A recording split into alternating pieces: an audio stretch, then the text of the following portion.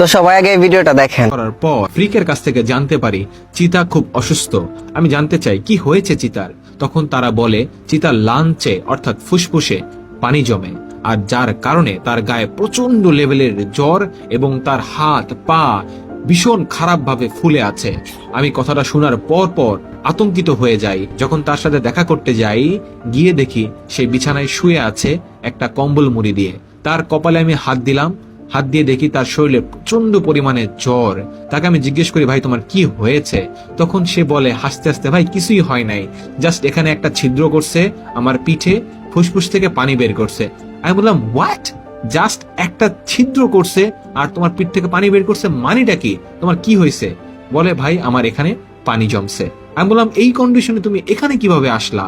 তখন চিতা আমাকে বলে, ভাই এটার পিছনে অন্য একটা কাহিনী আছে। আমি বললাম কি কাহিনী আছে আমাকে বলো। এই কাহিনীটা শুনলে তোমরা সত্যি অবাক হয়ে যাবা এবং বুঝবা একটা প্লেয়ার কিসের জন্য, কি এমন আছে গেমের ভিতরে তার এতটা পাগলামি করতে হবে। ঘটনাটা বেশ কয়েকদিন আগে। সে খুব অসুস্থ ফিল করে এবং তার হাত পা ফুলে যায়। তার বাসা থেকে তাকে ডাক্তার দেখায় এবং ডাক্তার তাকে হসপিটালে ভর্তি হতে বলে। তখন তার বিভিন্ন ধরনের টেস্ট হয়। এরপর দেখা যায় তার ফুসফুসে পানি জমে এবং সেটা খুবই ভয়ঙ্কর লেভেলের। এরপর তাকে বলা হয় অপারেশন করতে হবে, কিন্তু সে তখন হসপিটালে ভর্তি হয় না। এফএফবিসির কয়েকদিন আগে তার পাসপোর্ট করতে হবে। সে কোন রকম ডাক্তার দেখাইয়া ওষুধ খাইয়া সে পাসপোর্ট করার জন্য দৌড়াদৌড়ি করে। তার কারণ হচ্ছে যদি সে এফএফবিসিতে চ্যাম্পিয়ন হয় তাহলে পাসপোর্ট ছাড়া তো বিদেশে যেতে পারবে না। সে খুব তাড়াহুড়ো করে ওষুধ খেয়ে সে পাসপোর্ট করার জন্য দৌড়াদৌড়ি করে এবং প্রায় 5 থেকে 7 দিন সে দৌড়াদৌড়ি করে পাসপোর্ট রেডি করে। তার শরীরের কন্ডিশন খারাপ থাকা অবস্থায়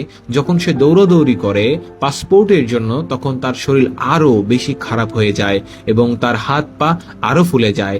এফএফবিসি ঠিক একদিন আগে সে আর টিকতে না পেরে কন্ডিশন এতটাই খারাপ হয়, এরপরে সে হসপিটালে ভর্তি হয়। তার বাবা মা তাকে ভর্তি করে এবং তাকে ইমিডিয়েটলি তার এই ফুসফুস থেকে পানি বের করতে বলে। তখন তার হাতে ক্যানোলা দেওয়া হয় ইনজেকশন দেওয়ার জন্য এবং তার পিঠে ঠিক ফুসফুসের পাশে একটা ছিদ্র করা হয়, যেটা তোমরা অলরেডি ভিডিওতে দেখতে পাচ্ছ। সেইখান থেকে পানি বের করা হয় এবং পানি বের করার পরে সে একটা গেম খেলে হসপিটালে ডাক্তারদের সাথে। সে বলে যে আমার করোনা টেস্ট করতে হবে। করোনা টেস্ট করার কথা বলে হসপিটাল থেকে একটা ছাড়পত্র নেয়।